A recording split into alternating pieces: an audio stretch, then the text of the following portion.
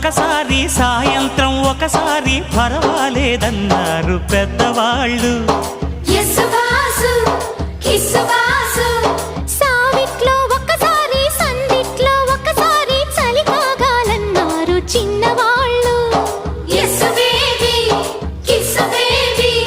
కొక్కరో బంగారు కోడి ముద్దడితే ముదిరింది వేడి.